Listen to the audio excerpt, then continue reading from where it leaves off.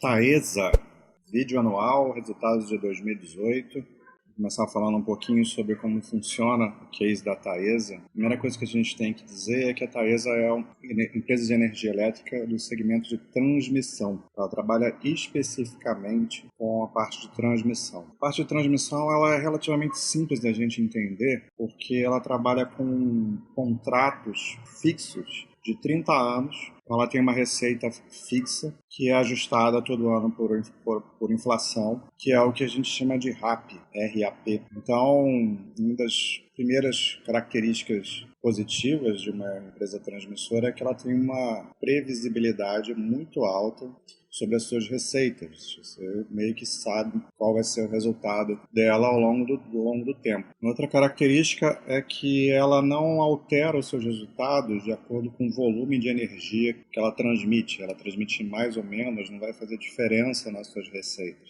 Ela não tem o risco de volume, não tem risco hidrológico, por exemplo. O que vale aí é a disponibilidade da rede. O trabalho dela é simplesmente fazer com que a sua rede de transmissão seja sempre efetiva. Uma outra característica interessante é que ela tem um risco de inadimplência muito baixo nas suas receitas, porque os clientes dela são as grandes geradoras de energia, os grandes distribuidores de energia e também os consumidores livres. Então, é muito difícil ter inadimplência e esse é mais um fator de que a gente tem uma previsibilidade alta das receitas. Costuma ter sustos nesse aspecto também. Uma outra característica positiva da empresa é o setor. O setor de energia é um setor perene, é um setor que tem uma necessidade contínua de energia e uma necessidade contínua de expansão desse setor. À medida que o país vai aumentando a sua demanda por energia elétrica, que é o comum quando um país vai crescendo,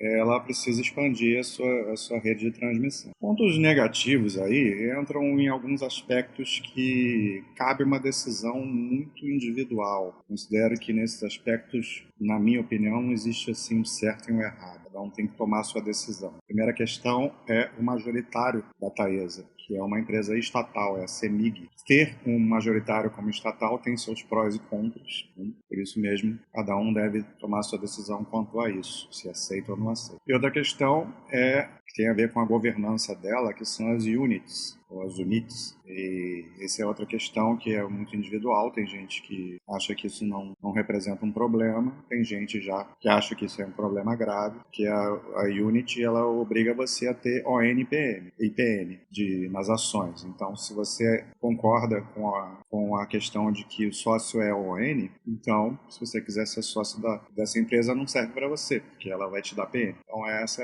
é a avaliação que cada um tem que fazer. Vamos falar então aqui dos resultados.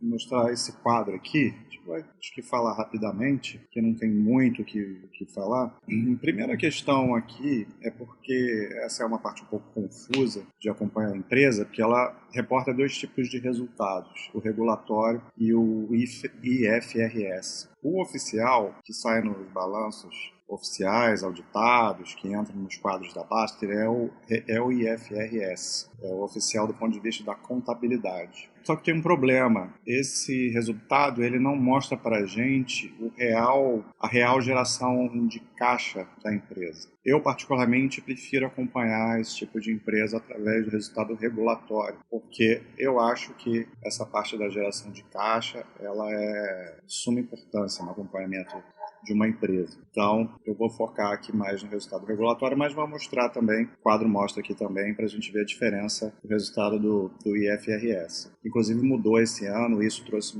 algumas distorções contábeis também. Receita líquida regulatória, ela sofreu uma queda de 12% esse ano, terminando aí em 1,5 bilhão. Essa diminuição da receita no regulatório tem a ver com a diminuição da RAP em 50% de algumas concessões. As concessões de categoria 2, que são mais antigas, após um determinado tempo, elas começam a diminuir a sua RAP. Então, isso vai fazer com que o resultado regulatório venha menor. Isso já era previsto há muitos anos, né? Até porque as receitas são muito previsíveis. Porque ela já vem tomando atitudes para recompor essa perda de RAP. Existem 9 projetos em construção atualmente. Esses 9 projetos eles vão agregar 643 milhões de RAP. Então, mais que suficiente para recompor e fazer a empresa continuar apresentando crescimento nas suas receitas, na sua produtividade. E desses 9, 3 estarão operacionais no final desse ano de 2019, que entrou agora, e o restante a partir de 2022 só. Então, temos que esperar aí até 2022 para ter uma recomposição nesses resultados aí e continuarem apresentando um crescimento. Isso do ponto de vista regulatório. O EBITDA, ele vai seguir essa mesma linha, teve uma queda de 15% pelo mesmo motivo, terminando aí em 1,3 bilhão. E perceba a margem EBITDA, como ela é alta, né? 85,5%. Houve queda na margem, óbvio, né? Porque houve essa diminuição, mas é uma empresa que transforma praticamente tudo que ela receita em caixa, em operacional e em caixa. Então ela tem custos muito baixos depois que a concessão se torna operacional, né? Os custos são altos no momento do projeto, no momento de construção. Aqui em seguida a gente vai ver essa diferença que é absurda entre os dois métodos. A receita líquida no IFRS, ela teve um aumento de 51%, quase 52%.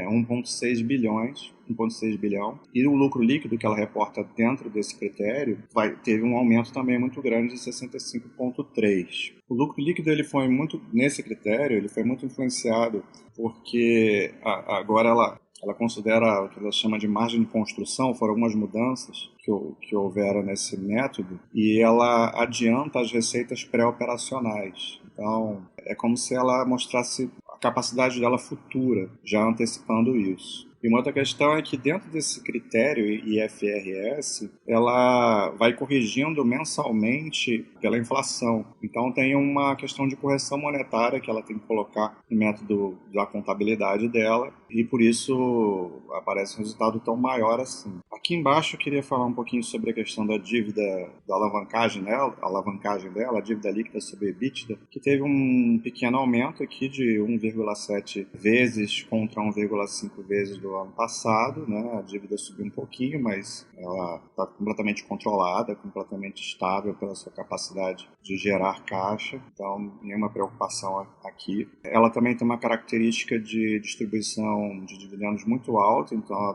tem um payout de 89,9%, então é uma empresa que distribui muitos dividendos, né? Acho que basicamente é isso. Aqui não aparece no quadro, né? O lucro líquido regulatório ela não mostra muito, mas tem uma parte lá meio que escondida no release que mostra o lucro líquido regulatório, que foi de 942 milhões. Então, abaixo aí do que é o IFRS, né? E comparando com o ano passado, também houve queda por esses motivos que eu já expliquei, relacionados à queda da RAP. Então é isso, não tem muito mistério acompanhar uma empresa de transmissão, mas acompanhar essa questão da renovação das concessões para ela manter o crescimento da RAP ao longo do tempo. Um abraço.